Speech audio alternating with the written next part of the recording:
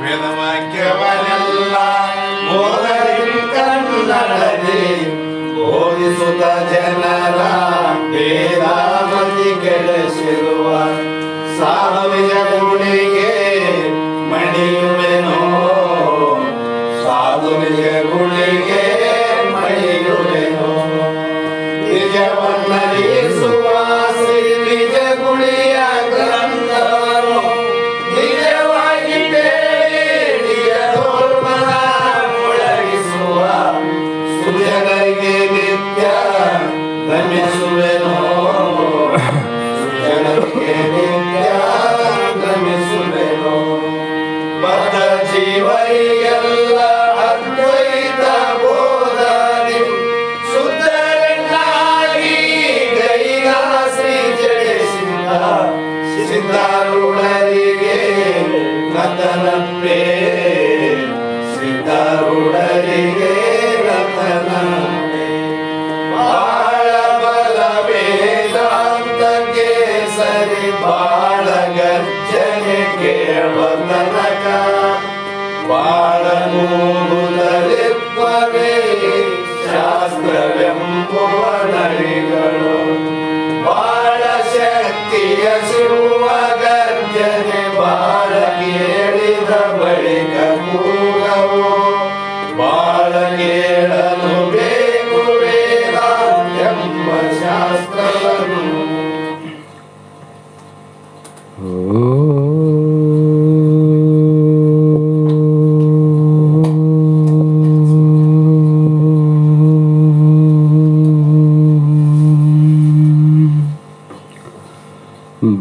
ಬ್ರಹ್ಮಾನಂದಂ ಪರಮಸುಖದಂ ಕೇವಲಂ ಜ್ಞಾನಮೂರ್ತಿಂ ದ್ವಂದ್ವಾತೀತಂ ಗಗನಸದೃಶಂ ತತ್ವಮಸ್ಯಾದಿಲಕ್ಷ್ಯಂ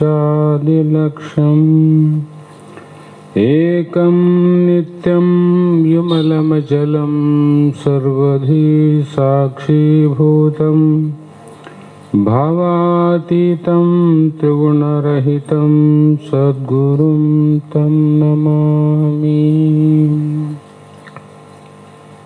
ಜಗದಾದಿ ಜಗದ್ಗುರು ಅದ್ವೈತ ಸಾರ್ವಭೌಮ ಭಕ್ತರ ಕಲ್ಪವೃಕ್ಷ ಮುಮುಕ್ಷಗಳ ಕಾಮಧೇನು ಸದ್ಗುರು ಸಿದ್ಧಾರೂಢ ಮಹಾಸ್ವಾಮಿಗಳ ಶ್ರೀ ಪಾದ ಪದ್ಮಗಳಿಗೂ, ಆರೂಢ ಜ್ಯೋತಿ ಶಿವಪುತ್ರ ಮಹಾಸ್ವಾಮಿಗಳ ಶ್ರೀ ಪಾದಗಳಿಗೂ, ಶ್ರೋತ್ರಿಯ ಬ್ರಹ್ಮನಿಷ್ಠರು ಬ್ರಹ್ಮಲೀನರು ನೇರ ನಿಷ್ಠುರವಾದಿಗಳಾದ ಸದ್ಗುರು ಬಸವಾನಂದರ ಶ್ರೀ ಚರಣಗಳಿಗೂ ಅನಂತ ಅನಂತ ದೀರ್ಘ ದಂಡ ಪ್ರಣಾಮಗಳನ್ನು ಸಮರ್ಪಿಸುತ್ತ ಸದ್ಗುರು ಸಿದ್ಧಲಿಂಗಪ್ಪ ತಾತ ಕಪಗಲ್ ಇವರನ್ನು ಮನದೋಳು ಧ್ಯಾನಿಸುತ್ತ ತಮ್ಮೆಲ್ಲರಿಗೂ ವಂದಿಸುತ್ತ ಸ್ವಲ್ಪ ಸೌಂಡ್ ನೋಡು. ಈ ದಿನ ಶ್ರೀಮನ್ ನಿಜಗುಣ ಯೋಗಿಗಳು ರಚಿಸಿದಂಥ ಪರಮಾರ್ಥ ಗೀತೆ ಎನ್ನುವ ಗ್ರಂಥದ ಪ್ರಥಮ ಗತಿಯ ನವಕಂದದಲ್ಲಿ ನಿನ್ನೆಯ ದಿನ 6ನೆಯ ಕಂದವನ್ನು ನಾವು ವಿಚಾರ ಮಾಡಲಾಗಿ ಇಲ್ಲಿ ಮಹಾತ್ಮರು ತನಗೆ ಆಯಾಸವಿಲ್ಲದ ಘನಮುಕ್ತಿಯನ್ನು ಈವ ಮತ ಯಾವುದು ಅಂತ ಒಂದು ಪ್ರಶ್ನೆ. ಆಯಾಸ ಅಂದರೆ ಬಹಳ ಕಷ್ಟಪಟ್ಟು ಸಂಪಾದನೆ ಮಾಡುವಂಥ ಮೋಕ್ಷದ ವಿಚಾರಗಳು ಬಹಳವ. ಆದರೆ ಕಷ್ಟ ಇಲ್ಲದೆ ಆಯಾಸ ಇಲ್ಲದೆ ಬಹು ಸುಲಭವಾಗಿ ಮೋಕ್ಷವನ್ನು ಪಡೆಯುವಂಥದ್ದು ಮಾತ್ರ ಅದು ಅದ್ವೈತ ವೇದಾಂತದ ಗ್ರಂಥಗಳೇ ವಿನಃ ಅದ್ವೈತದ ಗ್ರಂಥಗಳು ಅಲ್ಲ ಅಂತ. ಕಾರಣ ಇಂಥ ಆಯಾಸವಿಲ್ಲದೆ ಪಡೆಯುವಂಥದ್ದು ಯಾವುದು ಅಂದರೆ ಘನಮುಕ್ತಿ ಅಂದರು. ಆಯಾಸವನ್ನು ಕಷ್ಟವನ್ನು ಪಡೆಯುವಂಥ ಮುಕ್ತಿಗಳು ಬಹಳ ಅವ. ಇಲ್ಲಿ ಬಹಳ ಪುಣ್ಯವನ್ನು ಮಾಡಿ ಆ ಸ್ವರ್ಗಲೋಕಕ್ಕೆ ಹೋಗಿ ಆ ಸ್ವರ್ಗಲೋಕೇನು ಸುಮ್ಮನೆ ಸಿಗೋದಲ್ಲ, ಬಹಳ ಪುಣ್ಯ ಮಾಡಬೇಕು. ನಮ್ಮ ಪುಣ್ಯಕ್ಕೂ ಆ ಸ್ವರ್ಗಲೋಕ ಪ್ರಾಪ್ತಿ ಪುಣ್ಯಕ್ಕೂ ಬಹಳ ವಿಚಾರವ ಶಾಸ್ತ್ರ ದೃಷ್ಟಿಯಿಂದ. ಸಾಮಾನ್ಯ ಪುಣ್ಯ ಬೇರೆ, ವಿಶೇಷವಾದ ಪುಣ್ಯ ಬೇರೆ. ಸಾಮಾನ್ಯ ಪುಣ್ಯ ಮಾಡಿದವರೆಲ್ಲರೂ ಸ್ವರ್ಗಕ್ಕೆ ಹೋಗ್ತಾರಂತ ಹೇಳೋಕ್ಕಾಗೋದಿಲ್ಲ. ಅಲ್ಲಿ ಯಜ್ಞ ಯಾಗ ನಿಷ್ಕಾಮ್ಯ ಕರ್ಮಗಳನ್ನು ಮಾಡಿದವರು ಮಾತ್ರ ಆ ಜೀವಿಗಳು ಇಲ್ಲಿ ಮರಣ ನಂತರ ಸತ್ತ ನಂತರ ಆ ಜೀವಾತ್ಮ ಎಲ್ಲಿಗೆ ಹೋಗ್ತದೆ ಅಂದರೆ ಸ್ವರ್ಗಲೋಕಕ್ಕೆ ಹೋಗ್ತದೆ. ಸ್ವರ್ಗಲೋಕಕ್ಕಂದ್ರೆ ನಾವು ಬಹಳ ಸ್ವರ್ಗ ಅಂತ ಹೇಳ್ತೀವಿ. ಸ್ವರ್ಗಲೋಕಂದರಿವಿನ ಸ್ವರ್ಗಲೋಕದ ಪದವಿ ಅಂತ ಹೇಳಿಲ್ಲ. ಪದವಿ ಅಂದರೆ ಅಧಿಕಾರ. ಸ್ವರ್ಗಲೋಕದ ಅಧಿಕಾರ ಯಾರಿಗಾದಂದ್ರೆ ಈ ಸದ್ಯದಲ್ಲಿ ದೇವೇಂದ್ರನಿಗಾದ. ಸ್ವರ್ಗಲೋಕದ ಒಡೆಯ ದೇವೇಂದ್ರ. ಮತ್ತೆ ಉಳಿದ ಪುಣ್ಯ ಮಾಡಿದವರು ಆ ಸ್ವರ್ಗಲೋಕದಲ್ಲಿ ನಮ್ಮಂಥ ಪ್ರಜೆಗಳಂತ ಅರ್ಥ ಮಾಡಬೇಕು. ಪ್ರಜೆಗಳು ಇಲ್ಲಿ ಮುಖ್ಯಮಂತ್ರಿ ಪ್ರಧಾನಮಂತ್ರಿ ಯಾರಲ್ಲ, ಎಲ್ಲರೂ ಡೆಲ್ಲಿಯಾಗಿದ್ದವರೆಲ್ಲರೂ ಪ್ರಧಾನಮಂತ್ರಿಗಳು ರಾಷ್ಟ್ರಪತಿಗಳೇನು? ಡೆಲ್ಲಿಯಾಗಿಲ್ಲೇನವರು? ಡೆಲ್ಲಿಯಲ್ಲಿ ಯಾರ ಇದ್ರೂ ಕೂಡ ಅಲ್ಲಿ ಏಕೈಕ ಒಬ್ಬ ರಾಷ್ಟ್ರಪತಿ, ಒಬ್ಬ ಪ್ರಧಾನಮಂತ್ರಿ. ಉಳಿದವರು ಎಲ್ಲರೂ ನಮ್ಮಂಗಾರಲ್ಲಿ ರಿಕ್ಷಾ ಹೊಡೋರಾರ, ಟಾಂಗ ಹೊಡೋರಾರ, ಕೂಲಿ ಹೋಗೋರಾರ, ಗೋಡೆ ಕಟ್ಟೋರಾರ, ಮತ್ತೆ ಅವರು ಡೆಲ್ಲಿಯಾಗಾರಲ್ಲ. ಹಂಗ ಸ್ವರ್ಗಲೋಕ ಹೋದವರೆಲ್ಲರೂ ದೇವೇಂದ್ರನ ಪದವಿ ಪಡಿತಾರೆ ಅಂತ ತಿಳ್ಕೊಬಾರ್ದು.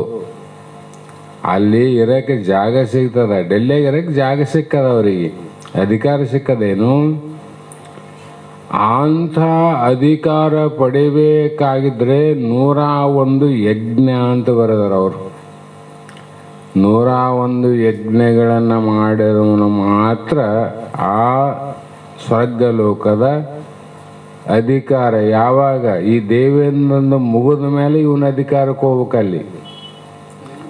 ಇಲ್ಲಿ ಹೋದ ತಕ್ಷಣ ಅವನು ಇಳಿಸಿ ಕಳ್ಸಂಗಿಲ್ಲ. ಅವನ ಅಧಿಕಾರ, ಯಾಕಂದ್ರೆ ಅವರ ದೇವತೆಗಳ ಅಧಿಕಾರ 2 ನಮೂನೆ ಅವ. ಅಧಿಕೃತ ಪ್ರಾರಬ್ಧ, ಅಧಿಕಾರ ಪ್ರಾರಬ್ಧ. ನಮ್ಮದು ಅಧಿಕೃತ ಪ್ರಾರಬ್ಧ, ಅವರು ಅಧಿಕಾರ ಪ್ರಾರಬ್ಧ. ಒಂದು ಸಲ ರಾಷ್ಟ್ರಪತಿ ಆದ್ರೆ 5 ವರ್ಷ ಮುಗಿಲೇಬೇಕು. ಮಧ್ಯದಾಗ ಯಾರು ಇಳಿಸಂಗಿಲ್ಲ.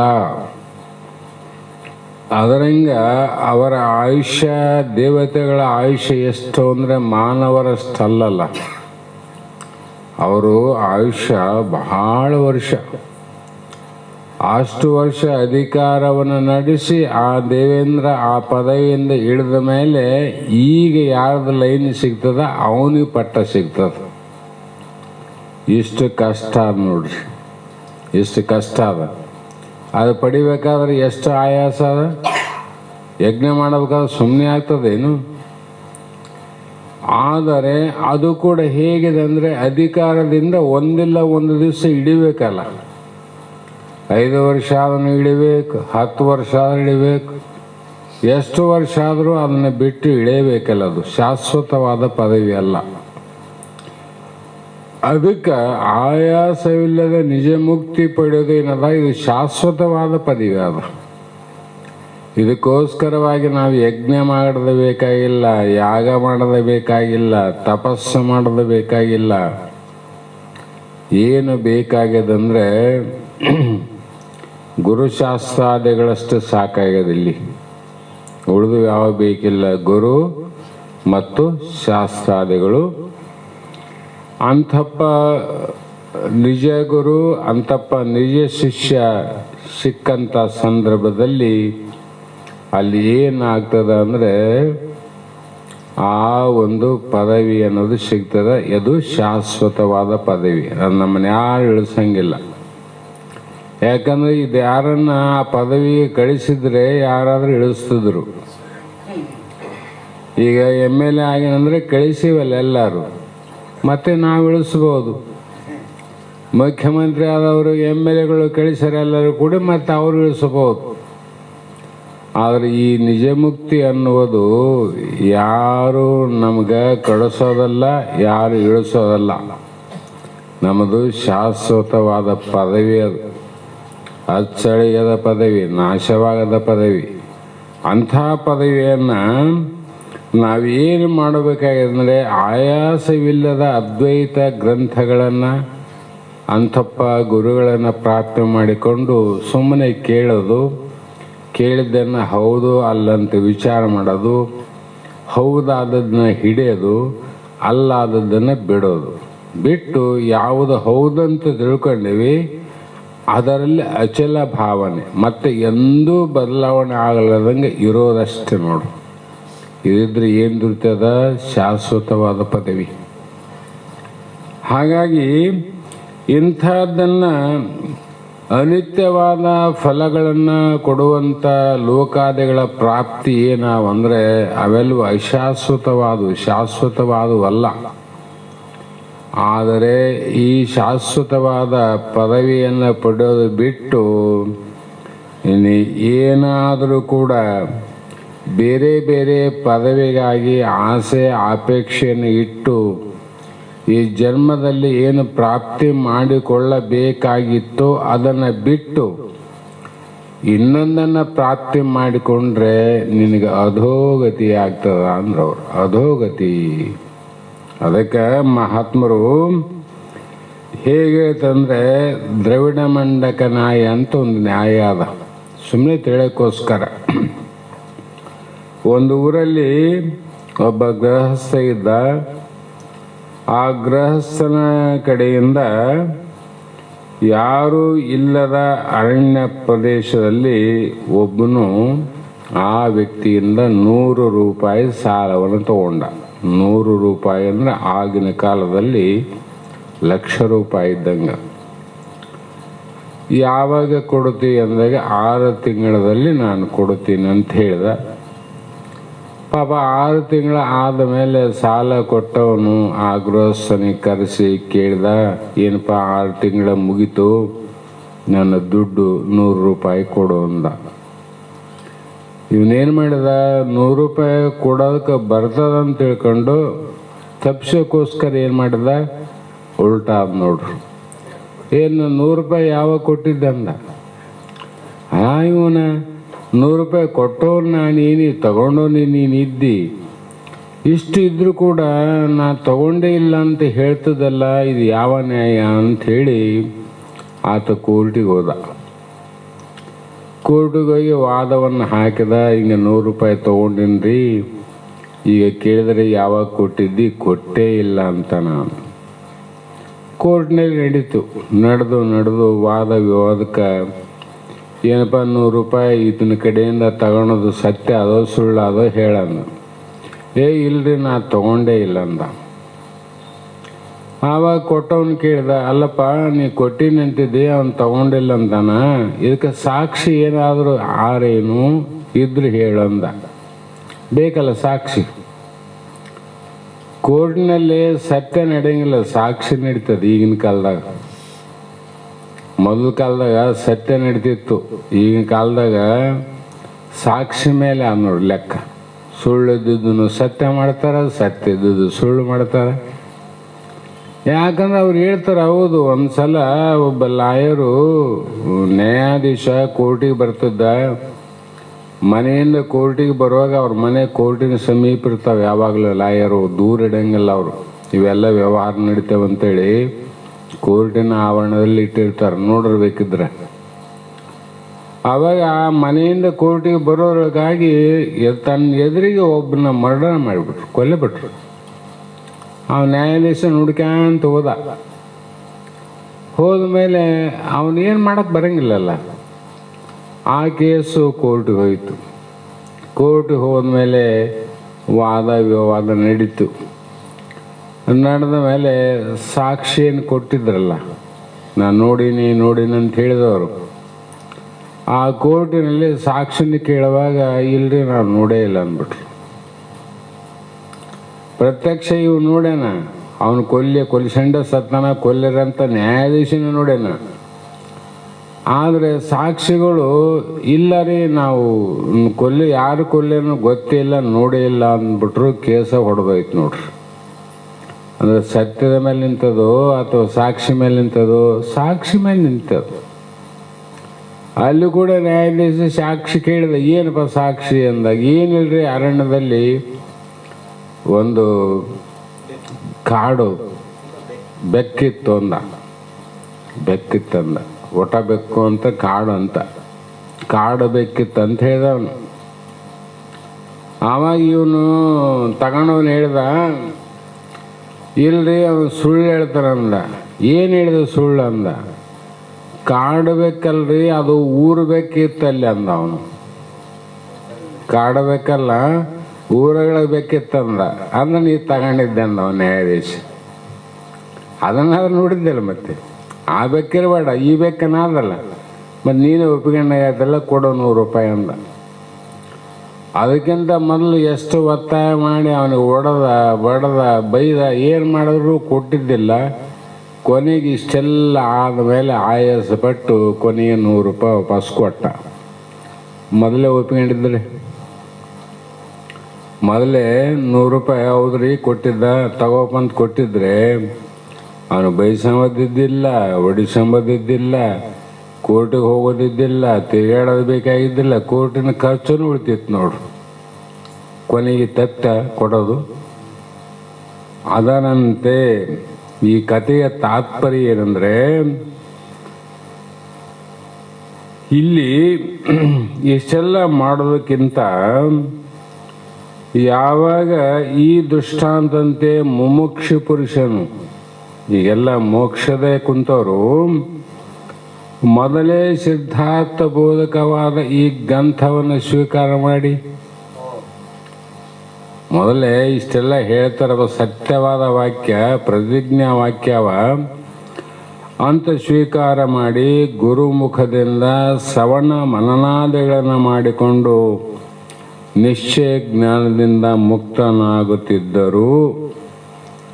ಇದು ಬೇಕಲ್ಲ. ಇದನ್ನು ಬಿಟ್ಟು ಭೇದವಾದಿಗಳ ಗ್ರಂಥದಲ್ಲಿ ಪ್ರವೃತ್ತನಾದ್ದರಿಂದ ಏನಾಯಿತು? ದ್ವಿತೀಯ ಭಯಂ ಭವತಿ. ಎಲ್ಲಿ ಭಯ ಆದ್ರಿ ನಮಗಂದ್ರೆ ಎರಡು ಎಲ್ಲಿ ಅದ ಅಲ್ಲಿ ಭಯ ನೋಡ್ರಿ.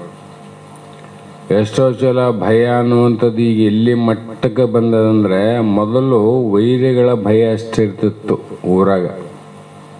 ಜಗಳ ಆದರೆ ವೈರಿಗಳ ಭಯ. ಈ ಕಲಿಯುಗದಲ್ಲಿ ಏನಾಗ್ಯದ ಗೊತ್ತಿಲ್ಲ. ಎಲ್ಲ ಮನೆಗಳಲ್ಲ, ಗಂಡ ಹೆಂಡತಿಯ ಮಧ್ಯದಲ್ಲಿ ಭಯ ಅದ, ತಂದೆ ಮಗನ ಮಧ್ಯದಲ್ಲಿ ಭಯ ಅದ, ಅತ್ತೆ ಸೊಸೆಯ ಮಧ್ಯದಲ್ಲಿ ಭಯ ಅದ. ಕಾಲ ಹಿಂಗಾಗ್ಯದ. ಹಾಗಾದ್ರೆ ಒಬ್ರಿಗೊಬ್ರಿಗೆ ವಿಶ್ವಾಸನೇ ಇಲ್ಲಲ್ಲ. ಹಾಗಾಗಿ ಗಂಡ ಹೆಂಡತಿಯನ್ನು ಕೊಲ್ಲಬಹುದು, ಹೆಂಡತಿ ಗಂಡನ್ನು ಕೊಲ್ಲಬಹುದು. ಎಷ್ಟೋ ಮಂದಿ ಮಕ್ಕಳು ಮಗನ ಕೊಲ್ಯಾರ, ತಂದೆ ಆದವನು ತಂದೆನ ಕೊಲ್ಯಾರ, ಮಗನ ಕೊಲ್ಯಾರ. ಇವು ಆತವಂದರೆ ಎರಡಿದ್ದಲ್ಲಿ ಆಗವಲ್ಲ. ನಾನು ಬೇರೆ ನೀನು ಬೇರೆ ಅಂದಾಗ ಆಗವು. ಒಬ್ಬರೇ ಇದ್ರೆ ಆತವೇನು ಆಗೋದಿಲ್ಲ. ಅದರಂತೆ ಎಲ್ಲಿ ಭಯ ಆದ ನಮಗಂದ್ರೆ ಭೇದದಲ್ಲೇ ಭಯ ಆಗ್ಯದ. ಯಾರು ನಮಗೆ ಭಯ ಕೊಟ್ಟಿಲ್ಲ. ಶಿವ ಬೇರೆ ನಾನು ಬೇರೆ, ದೇವರು ಬೇರೆ ನಾನು ಬೇರೆ, ಜಗತ್ತು ಬೇರೆ ಅನ್ನುವಂಥ ಇವು ದೊಡ್ಡ ಭೇದಗಳೇನವ. ಈ ಭೇದಗಳೇ ನಮಗೆ ಪುನಃ ಭಯವನ್ನು ತಂದು ಈ ಜನನ ಮರಣ ರೂಪ ಭವದಲ್ಲಿ ಬಿದ್ದು ಹೊರಳಾಡಿ ಹೊರಳಾಡಿ ಸತ್ತು ಹೋದ್ರೆ ಮುಂದೆ ಹುಟ್ಟಂಗಂದ್ರೆ ಆ ಪ್ರಶ್ನೆ ಬೇಡ. ಹೊರಳಾಡೋದು ಕಡೆಗೆ ಬೇಸತ್ತು ಅಭೇದವನ್ನು ಪ್ರತಿಪಾದನೆ ಮಾಡುವ ಗ್ರಂಥಕ್ಕೆ ಶರಣಾಗತನಾಗಬೇಕು. ಎಲ್ಲಿವರೆಗೂ ಈ ಭೇದ ಗ್ರಂಥಗಳನ್ನು ಕೇಳೋದು ಬಿಟ್ಟು ಅಭೇದ ಪರವಾದ ಏಕಂ ಇವಂ ಅದ್ವಿತೀಯಂ ಪರಬ್ರಹ್ಮ, ಇಲ್ಲೇನು ಜಗತ್ತಿನ ತುಂಬ ಪರಮಾತ್ಮನ, ಜಗತ್ತಿನ ತುಂಬ ದೇವರೇ ಆನಲ್ಲಿ, ಬೇರೆ ಯಾರನ್ನ ಬ್ರಹ್ಮನನ್ನು ಬಿಟ್ಟು ಆತ್ಮನನ್ನು ಬಿಟ್ಟು ದೇವರನ್ನು ಬಿಟ್ಟು ಜಗತ್ತಾದೇನು? ಅಂಥದ್ದಕ್ಕೆ ಶರಣಾಗಲಾರ್ದೆ ಬರೀ ಭೇದವಾದ. ಭೇದ ಯಾವುದಕ್ಕಾದ? ಭೇದ ಇರೋದು ಅದು ನಾಮರೂಪದಲ್ಲಿ ಭೇದ ಅದ. ನಾಮರೂಪದಲ್ಲಿ ಭೇದ, ದೇಹಕ್ಕೆ ಭೇದ ಅದ, ಸ್ತ್ರೀ ಪುರುಷರಿಗೆ ಭೇದ ಅದ, ಯೌವನಕ್ಕೂ ಮುಪ್ಪಿಗೂ ಭೇದ ಅದ, ಈ ಕಾಡಿಗೂ ಊರಿಗೂ ಭೇದ ಅದ, ಊರಿಗೂ ಪಟ್ಟಣಕ್ಕೂ ಭೇದ ಅದ. ಬರೀ ಇದನ್ನ ನೋಡ್ಕೊಂತ ಹೋದಿವಿನ ನಮ್ಗೆ ಸುಖ ಹೆಂಗಾಗ್ತದ? ಆದರೆ ಎಲ್ಲ ಭೇದದ ಶರೀರಗಳಲ್ಲಿ ಅಭೇದವಾದ ಒಂದು ಬ್ರಹ್ಮ ಅದ ನೋಡ್ರಿ, ಪರಮಾತ್ಮ. ಅದಕ್ಕೆ ಶರಣಾಗತನಾದರೆ ಇಲ್ಲಿ ಯಾರು ಬೇರೆಯವರು, ಯಾರು ನನ್ನವರು, ಯಾರು ನಿನ್ನವರು, ಎಲ್ಲರೂ ಒಂದೇ. ಇವು ಕಾಣ್ತವಲ್ರಿ, ಇವೇನಂದ್ರೆ ಇವು ಅವ ಪ್ರಾರಬ್ಧಕ್ಕೆ ಅನುಸಾರವಾಗಿ ಹುಟ್ಟ್ಯವವು. ಹಿಂದಿನ ಜನ್ಮದಲ್ಲಿ ಮಾಡಲಾರದ ಕರ್ಮಗಳನ್ನು ಮಾಡಿ ಆ ಕರ್ಮಕ್ಕೆ ಅನುಸಾರವಾದ ಭೋಗ ಊಟ ಅದಲ್ಲ, ಅದನ್ನು ಊಟ ಮಾಡೋದಕ್ಕೆ ಈಗ ಶರೀರವನ್ನು ತೊಡ್ಕೊಂಡು ಬಂದ ನೀವು. ಯಾಕೆ? ತನ್ನ ಸ್ವರೂಪ ತಾನು ತಿಳಿಲಾರ್ದಕ್ಕಂತ. ತನ್ನ ಸ್ವರೂಪ ತಿಳಿದಿದ್ರೆ ಈ ಭೇದ ಆಗ್ತಿದ್ದಿಲ್ಲ. ಅದಕ್ಕಾಗಿ ಈಗ ಅಭೇದವನ್ನು ತಿಳ್ಕೊಂಡಂಥ ಜ್ಞಾನಿಗೆ ಭೇದದ ತಿಳಿದಂಥ ವಿಚಾರವಾದಿಗಳು ನೋಡ್ರಿ ಎಷ್ಟು ವ್ಯತ್ಯಾಸ ಇರ್ತದೆ. ಅಭೇದವಾದಿಗಳಲ್ಲಿ ಇದ್ದಷ್ಟು ಶಾಂತಿ, ಸಮಾಧಾನ, ಕರುಣೆ, ದಯಾಳತ್ವ ಭೇದವಾದಿಗಳಲ್ಲಿ ಹುಡುಕಿದ್ರು ಸಿಗೋದಿಲ್ಲ. ನಿಮಗೆ ನೋಡಿರ್ಬೇಕಿದ್ರೆ ಹುಡುಕಿದ್ರು ಸಿಗೋದಲ್ಲ. ಯಾಕೆ? ಅವರಲ್ಲಿ ಭೇದ ಅವಂತ. ಕುಲದಲ್ಲಿ ಭೇದ, ಜಾತಿಯಲ್ಲಿ ಭೇದ, ಮನುಷ್ಯರಲ್ಲಿ ಭೇದ. ಹಾಗಾಗಿ ಅಲ್ಲಿ ಸುಖ ಆಗಂದ್ರೆ ಹೆಂಗಾಗ್ತದ? ಅದಕ್ಕಾಗಿ ಬಂದಿದ್ದಿ ಮನುಷ್ಯ ಕುಲ ಜನನದ ಲಾಭ ಆಗೋದು ಅಂದರೆ ನೀನು ಇದನ್ನ ತಿಳ್ಕೊಳ್ಳೋಕ್ಕೋಸ್ಕರ ಈ ಶರೀರ ಬಂದದ. ಮನುಷ್ಯ ಶರೀರ ಬಂದದ್ದು ದೊಡ್ಡ ಭಾಗ್ಯ ನಮಗ. ಪರಮಾತ್ಮ ಕೊಟ್ಟಂಥ ದಿವ್ಯವಾದ ಕೊಡುಗೆ, ಅದು ಕಾಣಿಕೆ. ಏನು ಕೊಟ್ಟಂದಿ ನಮಗೆ ಪರಮಾತ್ಮ ಅಂತ? ಏನು ಕೊಟ್ಟ ನಮಗೆ ದೇವರು ಅಂತ? ದೇವ್ರಿಗೆ ಕಲ್ಲು ಹಾಕೋದು, ಪರಮಾತ್ಮ ಕಲ್ಲು ಹಾಕ್ತವಲ್ಲ ಅವು. ನಮ್ಮಂಥ ಮೂರ್ಖರು ಯಾರಿಲ್ಲ ಅಂತ. ಎಂಥ ಶರೀರವನ್ನು ಕಟ್ಟು ಕಳಿಸನಲ್ಲ, ಇದಕ್ಕಿಂತ ಹೆಚ್ಚಿಗೆ ಏನು ಕೊಡ್ಬೇಕಂತ ನೀವು? ಇದೊಂದು ಕೊಡಲಾರ್ದ ಇನ್ನು ಎಲ್ಲ ನೀವು ಬಯಸಿದ್ದು ಧನ, ಕನಕ, ಬೆಳ್ಳಿ, ಬಂಗಾರ ಎಲ್ಲ ಕೊಟ್ಟಿದ್ದ. ಈ ದೇಹನ ಕೊಟ್ಟಿಲ್ಲ ಅಂದರೆ ಏನು ಮಾಡ್ತಿದ್ದೆ? ಏನು ಮಾಡೋಕ್ಕೆ ಸಾಧ್ಯ ಇಲ್ಲ. ಹಾಗಾಗಿ ಇದೇ ವಿಷಯದಲ್ಲಿ ಅನಂತ ರೀತಿ ವಿಚಾರವನ್ನು ಮಾಡಿದಾಗ ಅಜ್ಞಾನಿಯಾದ ಮೂರ್ಖ ಪುರುಷರು ಸಂಸಾರದಲ್ಲಿ ಅನೇಕ ಪ್ರಕಾರ ದುಃಖವನ್ನು ಪಟ್ಟು ಯಾವಾಗ ಆತ್ಮವನ್ನು ಬಲ್ಲಂತ ಮಹಾತ್ಮರ ಬಳಿಗೆ ಉಪದೇಶ ಸಲುವಾಗಿ ಶರಣಾಗತನಾಗುತ್ತಾನೋ ಆಗ ಮಹಾತ್ಮರು ಅವನಿಗೆ ನೀನೇ ಬ್ರಹ್ಮನಿದ್ದಿ ಅಂತ ಉಪದೇಶ ಮಾಡ್ತಾರೆ. ಇದೆಲ್ಲ ಸಾಕಾಗಬೇಕು. ಹುಟ್ಟು ಸಾವು ಸಾಕಾದವಂಗೆ ನೆಟ್ಟನೆ ಗುರುಪಾದ ಬೇಕಂತ ನಾವು. ಜನನ ಮರಣಕ್ಕೆ ಸಾಕಾಗಿರ್ಬೇಕು, ಸೋತಿರ್ಬೇಕು ಮನಸ್ಸು. ಹುಟ್ಟೋದು ಸಾಯೋದು, ಹುಟ್ಟೋದು ಸಾಯೋದು, ಇದು ಏನಪ್ಪ ಅಂತಕ್ಕಂಥ ಬೇಸರ ಯಾರಿಗೆ ಬಂದದ ಅವನು ಮಾತ್ರ ಗುರುವಿನಲ್ಲಿ ಹೋಗ್ತಾನೆ. ಅಪ್ಪ ನನಗೆ ಬೇಸರ ಬಂದದ, ಇದಕ್ಕೇನ ಪರಿಹಾರ ಆದೇನಂದಾಗ ಆವಾಗ ಆ ಗುರುಗಳು ಹೇಳ್ತಾರೆ. ಭಾಳ ಸಲ ದೃಷ್ಟಾಂತ ಹೇಳಿ ನಿಮ್ಗೆ. ಒಂದು ಸಲ ಯಾವ ಹಿಂದಿನ ಕಾಲದಲ್ಲಿ ಬಹು ಪ್ರಸಿದ್ಧಿಯಾಗಿ ಜಗತ್ತಿನಲ್ಲೇ ಹೆಸರುವಾಸಿಯಾದಂಥ ಬುದ್ಧಂ ಶರಣಂ ಗಚ್ಚಾಮಿ, ಬುದ್ಧನ ಹೆಸರು ಕೇಳಾದವ್ರು ಯಾರಿಲ್ಲ. ಅಂಥ ಬುದ್ಧನ ಪ್ರವಚನ ಒಂದು ಊರಲ್ಲಿ ನಡೆದಿತ್ತು. ಅದು ದೊಡ್ಡ ಶಹರ ಆಗಿತ್ತು. ದಿವಸ ಸಾವಿರಾರು ಸಂಖ್ಯೆಯಲ್ಲಿ ಅವರ ಉಪದೇಶವನ್ನು ಕೇಳಲಿಕ್ಕೆ ಜನ ಓಡೋಡಿ ಬರ್ತಿದ್ರು. ಎಂಥೆಂಥ ಜನ ಅಂದರೆ ಬರೀ ಕೂಲಿ ಮಾಡೋರು ಅಷ್ಟೇ ಅಲ್ಲ, ಶ್ರೀಮಂತರು, ರಾಜರು, ಅನಂತ ಗ್ರಾಮಸ್ಥರು ಓಡೋಡಿ ಓಡೋಡಿ ಬಂದು, ವ್ಯವಹಾರಿಕರು, ಎಂಥವ್ರು ಇಲ್ಲ ಅನ್ನಂಗಿಲ್ಲ ಆ ಸಭೆಯಲ್ಲಿ. ಆ ಉಪದೇಶವನ್ನು ಆಲಿಸಿ ಹೋಗ್ತಿದ್ರು. ಅವರ ಸುದ್ದಿ ಬಹಳ ಕಡೆ ಹಬ್ಬಿತ್ತು. ಬುದ್ಧನ ಪ್ರವಚನ ಉಪದೇಶ ಭಾರಿ ಚಂದ ಹೇಳ್ತಾರಂತ. ಹೀಗೆ ನಡೆದಿತ್ತು. ಒಂದು ದಿನ ಆ ಸಭೆಯ ಮಧ್ಯದಲ್ಲಿ ಒಂದು ವಿಚಿತ್ರವಾದ ಘಟನೆ ನಡೀತು. ಕಾರಣ ಏನಂದರೆ, ಇಷ್ಟು ದಿನ ಆಯಿತು ಬುದ್ಧ ಒಬ್ಬನನ್ನು ಕೂಡ ನೀನು ಯಾರಪ್ಪ ಅಂತ ಕರಲಿಲ್ಲ, ಮಾತಾಡಿಸಲ್ಲ. ಅವರು ಉಪದೇಶ ಮಾಡಿದ್ರೇನು, ಮಂಗಲ ಮಾಡಿದ್ರೇನು, ಹೋದ್ರೇನು. ಕೆಲವು ಮಂದಿಗೆ ಇರ್ತಲ್ಲ, ಗರ್ವಿಷ್ಠರಿಗೆ, ಅಹಂಕಾರಗಳೇ, ನಾವು ಇಂಥವ್ರು, ನಾವು ಹೋಗಿ ಕುಂತೀವಿ, ನಮ್ಮ ಪರಿಚಯನೇ ಆಗಲಿಲ್ಲ ಅವರಿಗೆ, ನಾವಾದರೂ ಹೋಗಿ ಪರಿಚಯ ಮಾಡಿಸಿಕೊಳ್ಳೋಣ ಅಂತ ಮಾಡಿಕೊಳ್ಳೋಣ ಅಂತ ಏನು ಮಾಡಿದ್ರು. ಒಂದು ದಿನ ಮುಂದಿನ ಸಾಲಿನಲ್ಲಿ ಕುಂತಂಥ ಒಬ್ಬ ವ್ಯಕ್ತಿ ಬುದ್ಧನಲ್ಲಿ ಬಂದ. ಬುದ್ಧಂ ಶರಣಂ ಗಚ್ಚಾಮಿ ಅಂತ ನಮಸ್ಕಾರ ಮಾಡಿದ. ಆವಾಗ ಬುದ್ಧ ಕೇಳಿದ, ಯಾರಪ್ಪ ನೀನು? ಆವಾಗತ ಹೇಳಿದ, ನಾನು ಶ್ರೀಮಂತ ಅಂದ.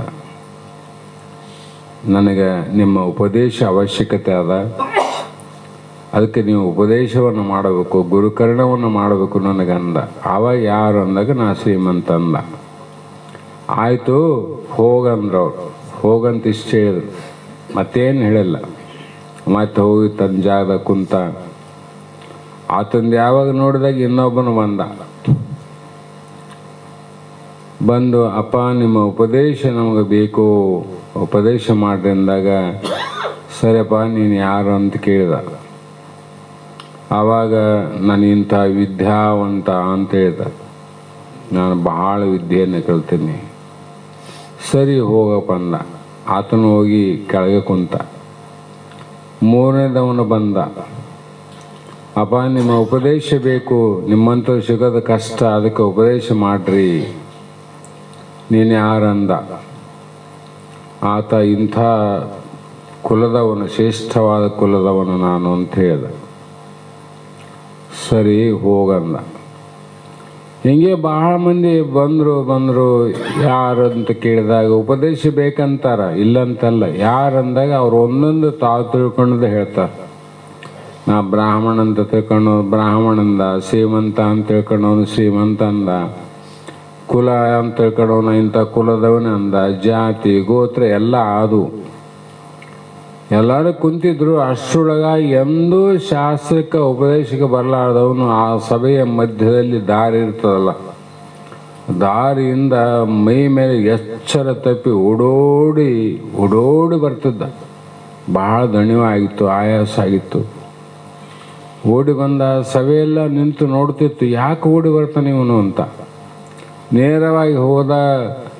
ಬುದ್ಧ ಕುಂತಂಥ ಜಾಗದಲ್ಲಿ ಹೋಗಿ ಬುದ್ಧಂ ಶರಣಂ ಗಚ್ಚಾಮಿ ಅಂತ ದೀರ್ಘದ ನಮಸ್ಕಾರ ಹಾಕಿದವ. ಹಾಕಿದ ಮೇಲೆ ಯಾಕೆ ಬಂದೆ ಅಂದ.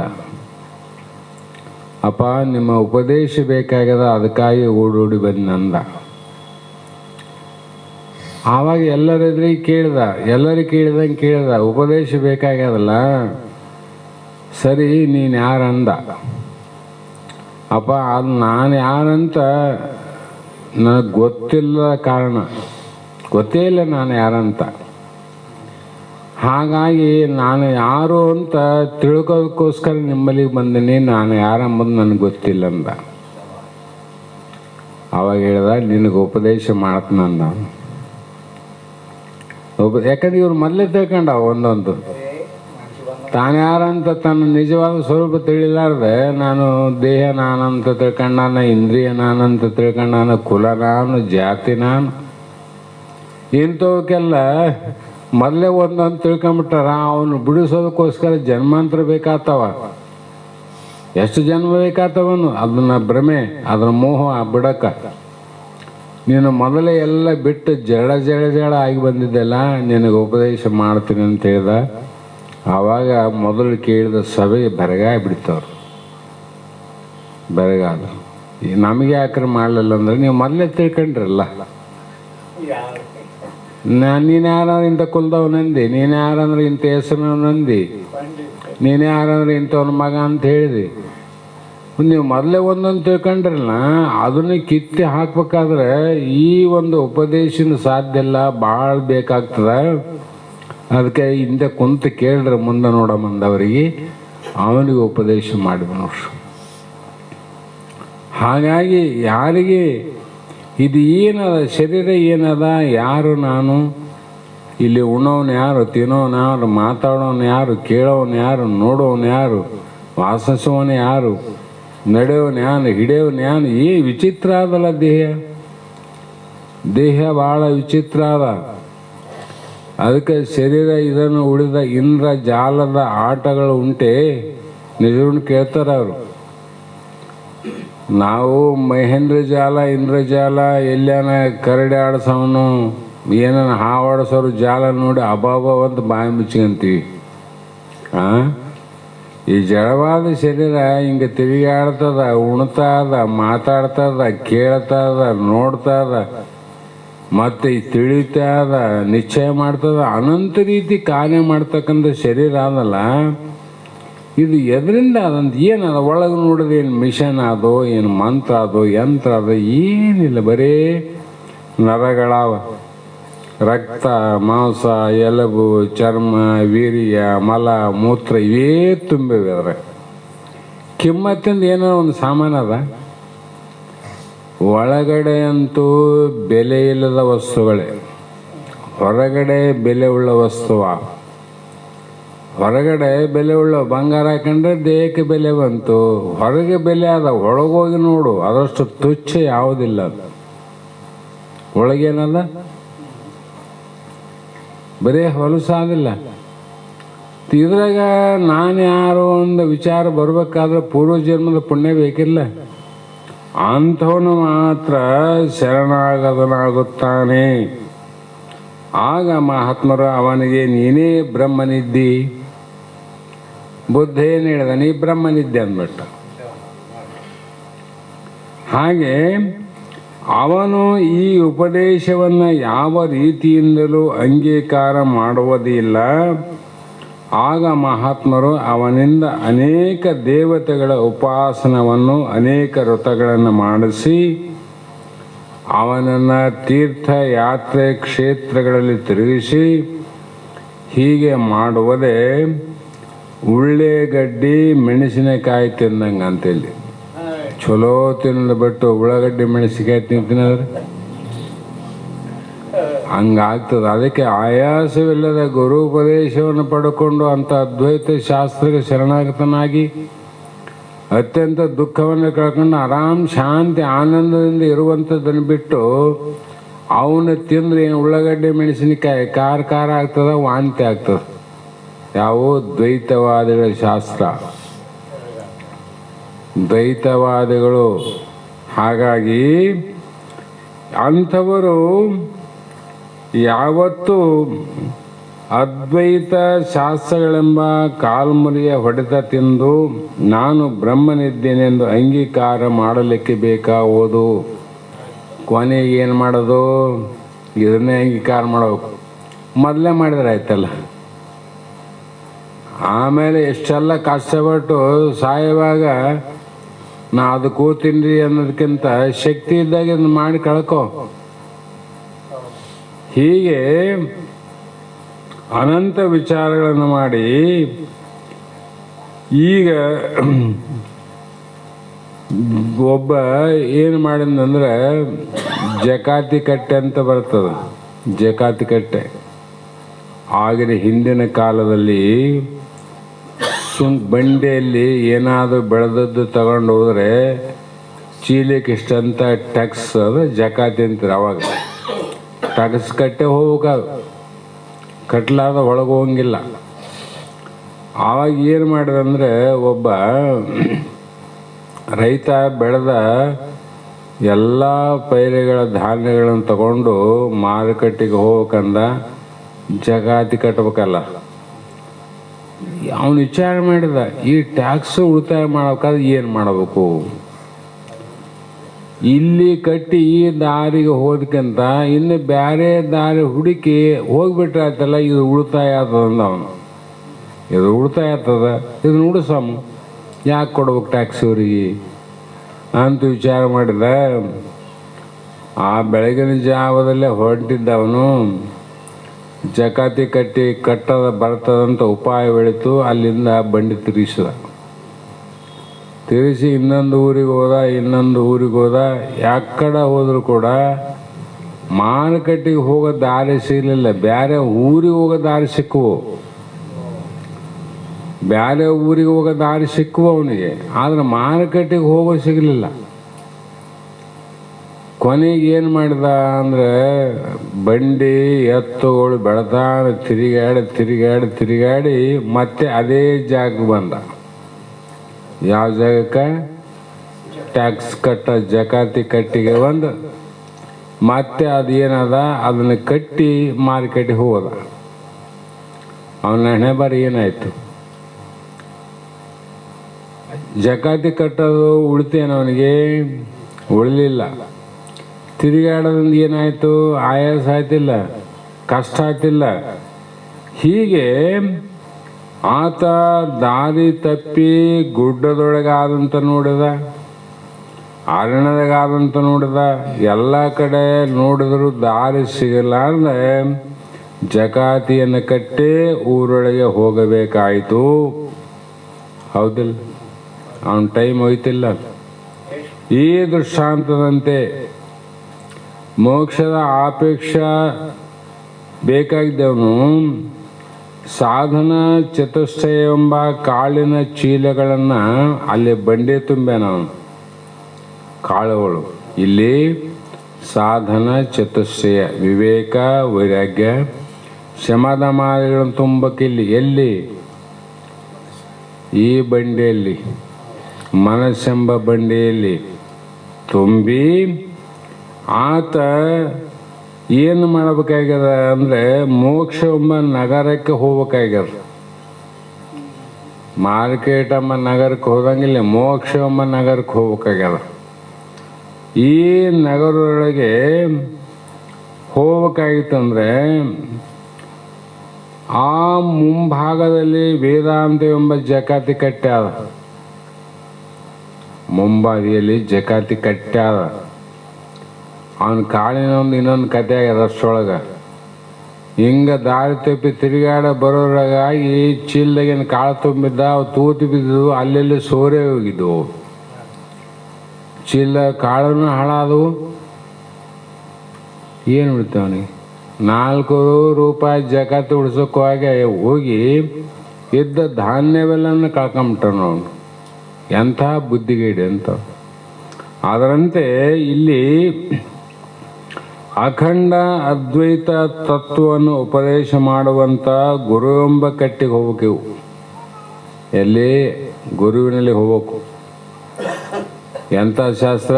ಅದ್ವೈತ.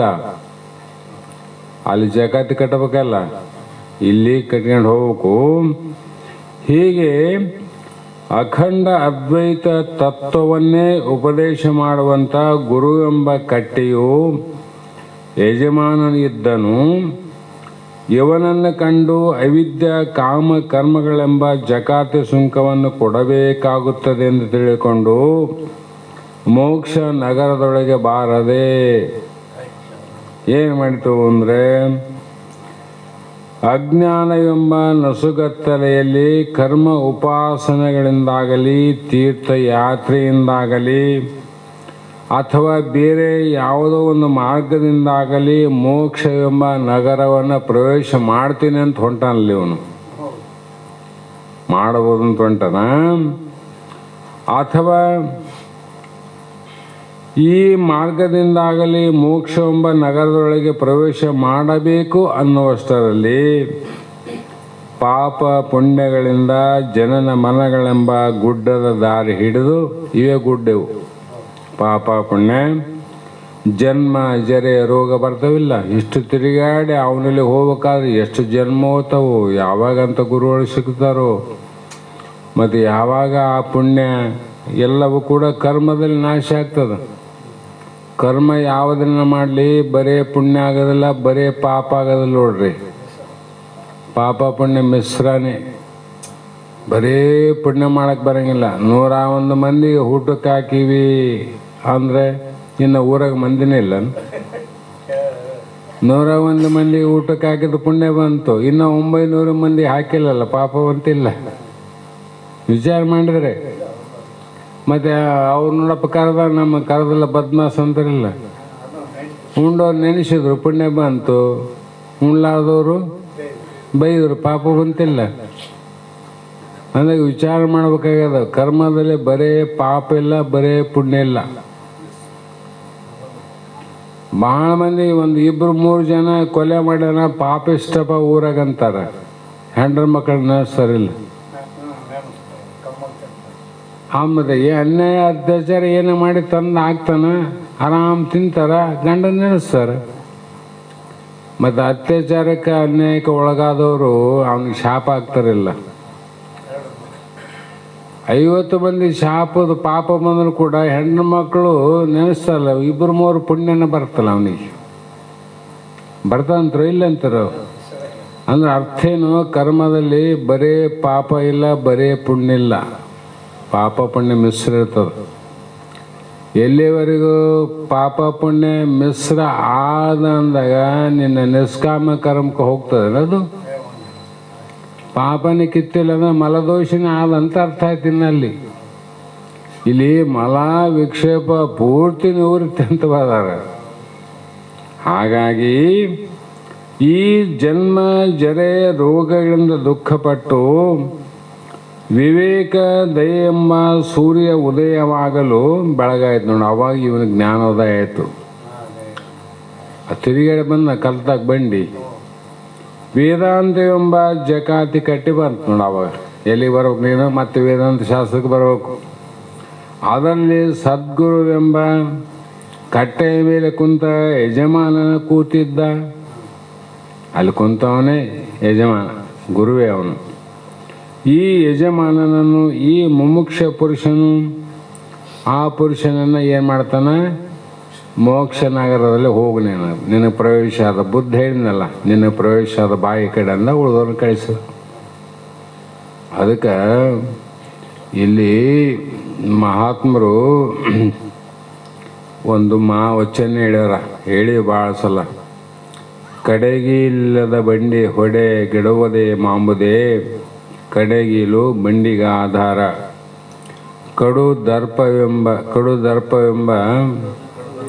ಕಡು ದರ್ಪವೇರದ ಒಡಲೆಂಬ ಬಂಡಿಗೆ ಮೃಡ ಶರಣರ ನುಡಿ ಘಟನವೇ ಕಡೆಗೀಲು ಕಾಣ ರಾಮನಾಥ. ಅದೃಷ್ಟಾಂತ ಎಷ್ಟು ಚಂದ ಇರ್ತಾರೆ ಅವರು. ಅವನು ಬಂಡಿ ಇದ್ದ, 1 ಲಕ್ಷ ರೂಪಾಯಿ ಕೊಟ್ಟು ಬಂಡಿ ಮಾಡಿಸಿದ್ದ, ಚಲೋ ಬಂಡಿ. 2 ಲಕ್ಷ ರೂಪಾಯಿದು ಎತ್ತಿದ್ದು ಅದಕ್ಕೆ ಬಂಡಿಗೆ. ಮತ್ತು ಇನ್ನು ಏನೇನು ಬೇಕು ಎಲ್ಲ ಇದ್ದು. ಅದ್ರಾಗ ಒಂದು 4 ಚೀಲ ಧಾನ್ಯ ತುಂಬಿದ್ದ. ಆ ಬಂಡಿ ಹೊಡೆದ್ರೆ ಆ ಮುಂದೆ ಹೋದ್ರಾಗ ಬಂಡಿ 1 ಲಕ್ಷ ರೂಪಾಯಿದು 2 ಲಕ್ಷ ರೂಪಾಯಿ ನುಡಿತ ಎತ್ತವಳು ಬಂಡಿ ಹೊಡೆ ಯಜಮಾನ ನುಡಿತವನು. ಮುಂದಕ್ಕೆ ಹೋಗೋದ್ರಾಗ ಕಡವಲಾದ ಬಿಡ್ತದೆ, ಕೆಡವೇ ಬಿಡಿತು ನೋಡಿ ಬಂಡಿ. ಅರೆ ಹೆಂಗೆ ಬಿತ್ತು ರೀ? ಯಾಕೆ ಬಿತ್ತು? 2 ಗಾಲ ಮತ್ತೆ ಒಂಟಿಗಾಲ ಮೇಲೆ ಇಲ್ಲ, 2 ಕಾಲ ಅವ, 2 ಎತ್ತಾವ. ಬಿಡ್ತದೆ ಇಲ್ಲೇನ? ಬಿಡೋದಿಲ್ಲ. ಆದ್ರೆ ಅದು ಬಿತ್ತು. ಯಾಕೆ ಬಿತ್ತು ಅಂದರೆ ಕಡಾಣಿ ಮಳೆ ಇಲ್ಲ ಅದಕ್ಕೆ. ಕಡೆಗೆ ಇಲ್ಲ ಅಂದರೆ ಕಡಾಣಿವಳಿ ಅಂತ ಹಾಕ್ತಾರಲ್ಲ ಕೊನೆಗೆ. ಅದೇನು ಬರೀ ಒಂದು 5 ರೂಪಾಯಿ ಕಿಮ್ಮತ್ತು, ಅದಕ್ಕೇನು 1 ಲಕ್ಷ ರೂಪಾಯಿ ಬಂಡಿ ಕೊಟ್ಟಂಗೆ ಬೇಕಾಗಿಲ್ಲ, 2 ಲಕ್ಷ ರೂಪಾಯಿ ಎತ್ತಿಗಷ್ಟು ದುಡ್ಡು ಬೇಕಾಗಿಲ್ಲ. ಬರೀ 5 ರೂಪಾಯಿ 2 ಮಳೆ ಹಾಕ್ಲಾರ್ದ ಕಾರಣ ಏನಾಯ್ತು ಅಂದರೆ ಬಂಡಿ ವಾಟ ಬಿದ್ದೋಯ್ತು, ಬಂಡಿನೂ ಮುರಿದೋಯ್ತು, ಅವನು ಕೂಡ ಕೈ ಕಾಲು ಮುರ್ಕೊಂಡವ್ರು. ಹೌದಿಲ್ಲ? ಅದ್ರಂಗೆ ದೃಷ್ಟಾಂತ ಕೊಡೋದರ್ಥ ಅವರು ಕೊಡೋದರ್ಪ ವೀರದ. ಇದು ದೇಹವೇ ಬಂಡಿ ಇದ್ದಂಗಿದು. ಈ ಬಂಡಿ ಒಳಗೆ ಏನದ? ದರ್ಪ ಅಂದ್ರೆ ಕಾಮ, ಕ್ರೋಧ, ಲೋಭ, ಮೋಹ, ಮದ, ಮತ್ಸರ, ಅನಂತ ಕುಲ, ಜಾತಿ, ಗೋತ್ರ, ಹನುಮಾನ ತುಂಬಿ ಅವ ಇಲ್ಲಿ. ಎಷ್ಟು ಏರಿಕಂಡ ಈ ಜೀವಾತ್ಮ ಹೊಡಿತೀನಿ ಬಂಡಿ ಅಂಟು ಅಂತ ನೋಡಿ. ಅವನು ಹೊಡಿತಾನ, ಹೊಡೆದಾರ ಎಲ್ಲರೂ ಹುಡ್ಕಂತ ಬಂದು ಇಲ್ಲಿ ಬಂದು ಜನ್ಮಕ್ಕೆ. ಅಲ್ಲಿ ಮುರಿದು ಬಿದ್ದದಕ್ಕಾಗಿ ಈ ಮಂದಿ ಅಲ್ಲಿ ಬಂಡಿ ವಾಟ ಆದಮೇಲೆ ಇಲ್ಲಿ ಬಂದೆ ನಾವು. ವಾಟ ಹೊಡೆದವ್ರೆ ಅಲ್ಲಿ ವಾಟ ಆಗಿದ್ದಿಲ್ಲ ಬಂಡಿ ಅಂದರೆ ಅದು ಸೀದಾ ಮುಗ್ತದ ಊರಿಗೆ ಮೋಕ್ಷಕ್ಕದು. ನಮ್ಮದು ಲಾಗ ಹುಡ್ಕಂತ ಬಂದಿವಲ್ಲ. ಯಾಕ? ಕಡು ದರ್ಪ ವೀರದ ಒಡಲೆಂಬ ಬಂಡಿಗೆ ಏನು ಬೇಕಾಗಿತ್ತು? ಮುಡ ಶರಣರ ನುಡಿಗಡನ ಅಂಥ ಮಹಾತ್ಮರ ಗುರುಗಳ ವಚನ ಬೇಕಾಗಿತ್ತು. ಆ ವಚನ ಇಲ್ಲದೆ ಇಷ್ಟೆಲ್ಲ ಏರಿಕೊಂಡು ಹೊಂಟಿದ್ದೆಲ್ಲ ಹೊಯ್ತು ಬೆತ್ತನ ವಾಟನಿಂದ. ಅದಕ್ಕೆ ಏನಿಲ್ಲಿ ಕಡೆಗೆ ಇಲ್ಲಂದರೆ ಗುರುವಚನ ಉಪದೇಶ. ಅದು ಇಲ್ಲದ್ರೆ ಅದೇ ಕಡೆಗೆಲ್ಲೂ ಕಾಣರಾಮ ಅಂತ ಅದನ್ನು ಹಾಕ್ಕೊಂಡು ಹೊಡ್ಯಪ್ಪ ಇರಲಿ, ಆದ್ರೆ ನಿನ್ನ ವಾಟ ಕೆಡವಂಗಿಲ್ಲ. ಇದ್ರೂ ಕೂಡ ತೂಕಿ ಮೇಲೆ ಹೋಗ್ತದ. ಒಂದಿಲ್ಲ ಒಂದು ದಿನ ನೀನು ಮುಟ್ತಿದ್ದಿ, ಮೋಕ್ಷವೆಂಬ ನಗರಕ್ಕೆ ಮುಟ್ತಿದ್ದಿ ಅನ್ನುವಂಥ ಮಾತನ್ನು ಕೂಡ ಅಲ್ಲಿ ಮಹಾತ್ಮ ಹೇಳ್ತಾರೆ. ಹಾಗಾಗಿ ಇಲ್ಲಿ ಈ ನ್ಯಾಯದ ತಾತ್ಪರ್ಯ ಏನಂದ್ರೆ ನಾಣ್ಯ ಪಂಥ ವಿದ್ಯತೆ ಅಯನಾಯ ಅಂತ ಹೇಳಿದಂಗೆ ಇಲ್ಲಿ ಏಕಮೇವ ಅದ್ವಿತೀಯ ವಸ್ತುವನ್ನು ತಿಳಿದರೆ ಅವನು ಸಂಸಾರ ದಾಡ್ತಾನಂತ.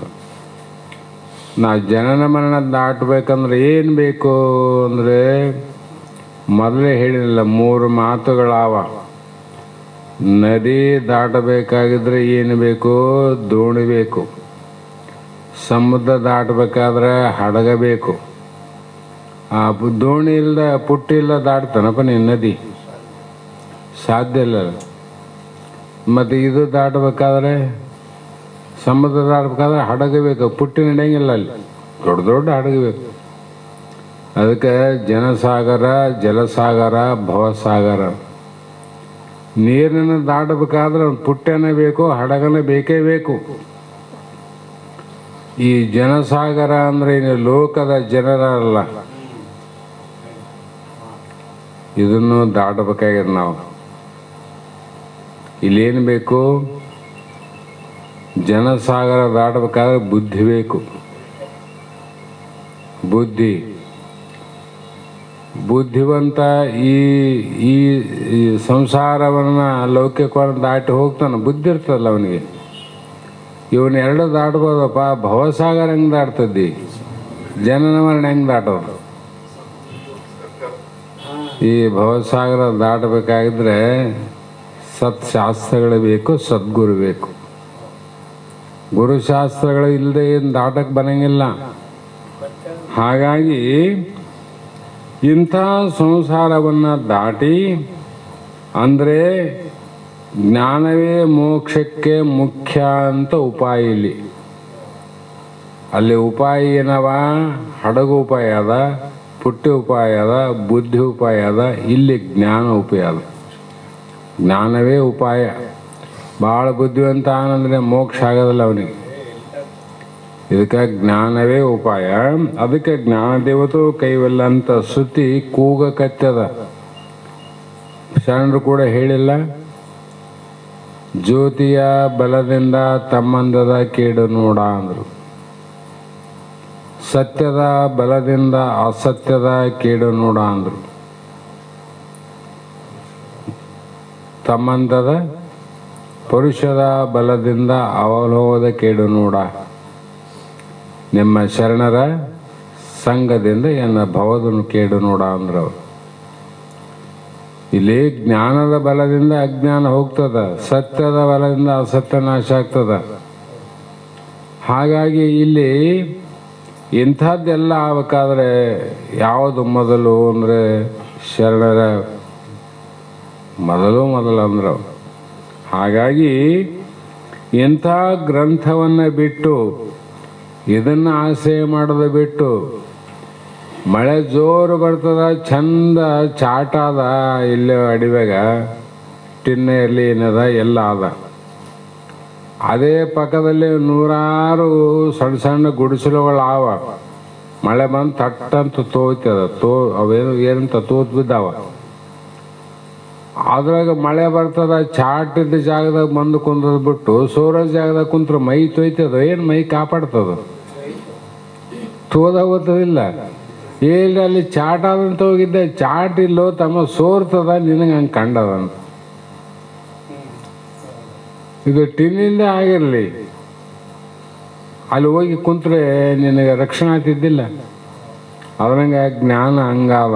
ಆ ಕಾರಣದಿಂದ ಇದನ್ನು ಆಶ್ರಯ ಮಾಡಿಕೊಳ್ಳದೆ ಪುನಃ ಪುನರಪಿ ಮನನಂ ಪುನರಪಿ ಜನನಂ ಆಚಾರ್ಯ ಶಂಕರ್ ಹೇಳ್ದಂಗೆ ಪುನಃ ಹುಟ್ಟಿ ದುಃಖಪಟ್ಟು ಮತ್ತೆ ಈ ಗ್ರಂಥಕ್ಕೆ ಆಮೇಲೆ ಬರೋದಕ್ಕಿಂತ ಮೊದಲೇ ಬಂದು, ಯಾಕೆ ಮೊದಲೇ ಬಂದು ಆಯುಷ್ಯ ಮುಗಿಯೋದ್ರೊಳಗಾಗಿ ಬಸವಣ್ಣವ್ರು ಹೇಳಿಲ್ಲ?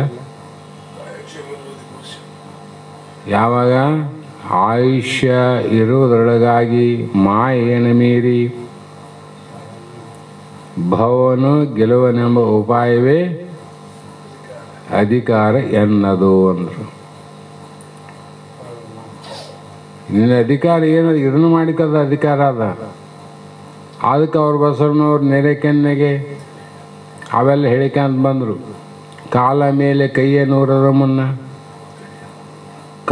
ಕಾಲ ಮೇಲೆ ಕೈಯ ನೂರಿ ಕೋಲು ಹಿಡಿಯದ ಮುನ್ನ, ಮುಪ್ಪಿಂದ ಒಪ್ಪುವ ಮುನ್ನ, ಮಾಯೆ ಮುಟ್ಟದ ಮುನ್ನ, ಕೂಡಲ ಸಂಗಮ ದೇವಾನಂದ. ಆಯುಷ್ಯ ಬಂದು ನಮ್ಮ ಮುಟ್ಟಿದ ಮೇಲೆ ನಾನು ಏನಾದ್ರು ಕೂಡ್ತೀನಿ, ಎಲ್ಲಿ ಕೂಡ್ತಿದ್ದೆ? ನೀವು ಮಣ್ಣಾಗ ಕೂಡೋದು. ಆಯುಷ್ಯ ಮೇಲೆ ಮಣ್ಣಾಗನ ಕೊಡ್ಬೇಕಲ್ಲ, ಬೆಂಕಿಯಾಗ ಕೊಡ್ಬೇಕಲ್ಲ. ಮತ್ತು ನೀನು ಇಲ್ಲಿ ಕೊಡ್ತಿದ್ದ? ಪರಮಾತ್ಮಲ್ಲಿ ಯಾವಾಗ ಕೊಡ್ತಿದ್ದಪ್ಪ ನೀನು ಅಂತ ಮಹಾತ್ಮ ಹೇಳಿದಂಗೆ ಇಂಥ ಮೋಕ್ಷವನ್ನು ಪಡಿಬೇಕಾಗ್ತಂಬುದೇ ತಾತ್ಪರ್ಯ ಅಂತ ಹೇಳಿದರು. ಮತ್ತು ನಾಳೆ ದಿನ 7ನೇ ನುಡಿಯನ್ನು ವಿಚಾರವನ್ನು ಮಾಡೋಣಂತ ಹೇಳಿ, ಬ್ರಹ್ಮಾನಂದ ಇವತ್ತಿನ ಶಾಸ್ತ್ರದ ವಾಕ್ಪುಷ್ಪಗಳನ್ನು ನಮ್ಮ ವೇದಾಂತ ಬಳಗದ ಶ್ರೀಮತಿ ಮಧು ಸರ್ಕಾರ್ ಅವರು ಮಂಗಲವನ್ನು ಹೇಳಿದ ನಂತರ ನಾವು ನೀವೆಲ್ಲರೂ ಕೂಡಿ ಇವತ್ತಿನ ಶಾಸ್ತ್ರದ ವಾಕ್ಪುಷ್ಪಗಳನ್ನು ಗುರುಪಾದಕ್ಕೆ ಸಮರ್ಪಿಸಿ ಧನ್ಯರಾಗೋಣ ಅನ್ನುವಂಥ ಮಾತನ್ನು ಹೇಳ್ತಾ ಈಗ ಪ್ರಾರಂಭ ಮಾಡ್ತಾಯಿ. ಹಾಡಮ್ಮ, ಹಾಡ್ತಾಯಿ. ನಮಸ್ಕಾರ. ಮಾಲೆಗೊಳಗಾದೆ ನೆಂಬುದೇ ಪುಸಿ ನಿನ್ನ ವಿಪರೀಶಿ ನೋಡಲೆ ಜೀವನೇ, ವಿವರಿಸಿ ನೋಡಲೆ ಜೀವನೇ. ಭಗಮಾಲೆಗೊಳಗಾದೆ ನೆಂಬುದೇ ಪುಷಿ ನಿನ್ನ ವಿವರಿಸಿ ನೋಡಲೆ ಜೀವನೇ, ವಿವರಿಸಿ ನೋಡಲೆ ಜೀವನೇ. ಪರ ಚಿಂತೆ ಹಳಿದನ ಹತನಾದದೊಳು ಬುದ್ಧಿ ಕರಿಗೊಂಡು ಪರಮ ಶಾಂತಿಯ ನೈದಲು ಮಿರಗುವ ಬೆಳಗಿನ ಬಳಗವನೊಳಗೊಂಡು ಮೆರವ ಶಿವಾತ್ಮ ನೀನಾಗು ತಿಂತು ಭವಮಾಲೆ ಒಳಗಾದೆನೆಂಬುದೇ ಖುಷಿ ನಿನ್ನ ವಿವರಿಸಿ ನೋಡು ನೋಡಲೆ ಜೀವನೇ ವಿವರಿಸಿ ನೋಡು ನೋಡಲೆ ಜೀವನೇ ನೇತಿಗಳೆದು ಕಾಯಕರನ ಪಾರಂಗಳ ಭೂತ ಕಾರಣ ಪಂಚಕವನುಳಿದು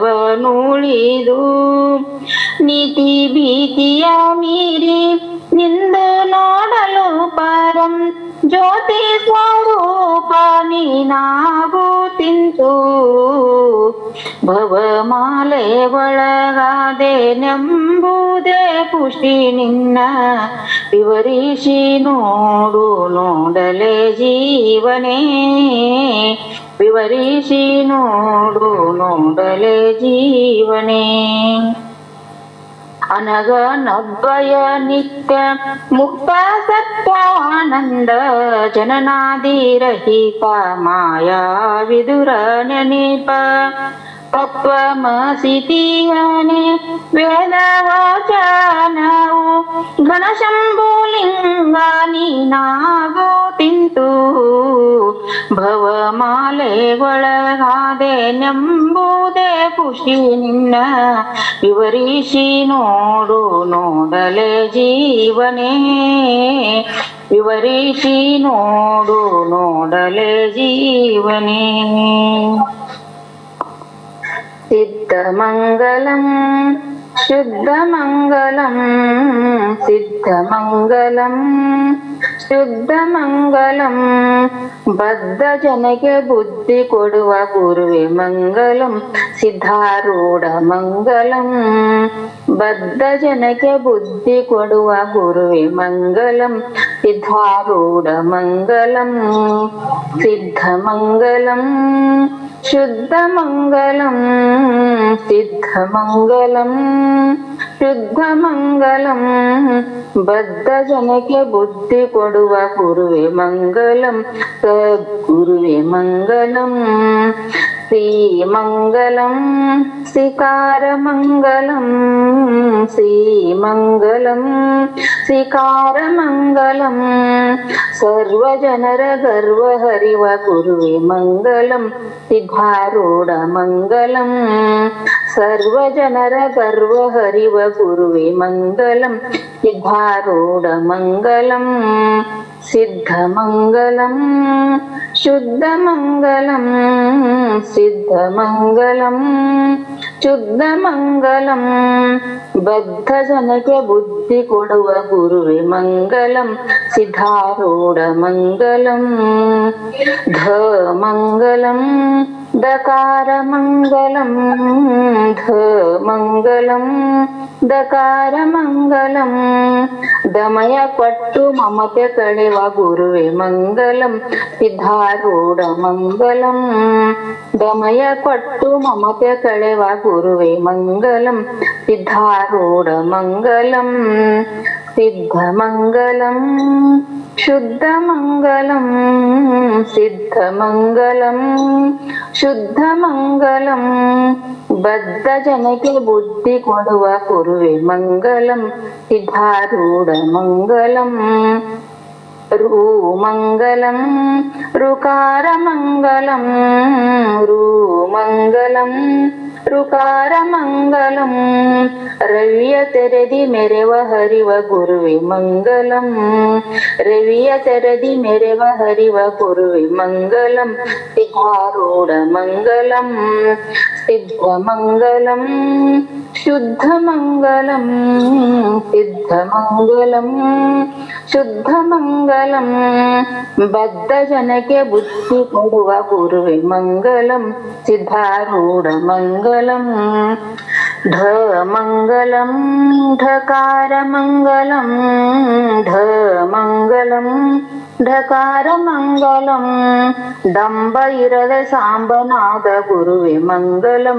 ಸಿದ್ಧಾರೂಢ ಮಂಗಲಂ ಡಂಬ ಇರದೆ ಸಾಂಬನಾದ ಗುರುವೆ ಮಂಗಲಂ ಸಿದ್ಧಾರೂಢ ಮಂಗಲಂ ಸಿದ್ಧಮಂಗಲಂ ಶುದ್ಧಮಂಗಲಂ ಸಿದ್ಧಮಂಗಲಂ ಶುದ್ಧ ಮಂಗಲಂ ಬದ್ಧ ಜನಕ್ಕೆ ಬುದ್ಧಿ ಕೊಡುವ ಗುರುವೆ ಮಂಗಲಂ ಸಿದ್ಧಾರೂಢ ಮಂಗಲಂ ಬದ್ಧ ಜನಕ್ಕೆ ಬುದ್ಧಿ ಕೊಡುವ ಗುರುವೆ ಮಂಗಲಂ ಸಿದ್ಧಾರೂಢ ಮಂಗಲಂ.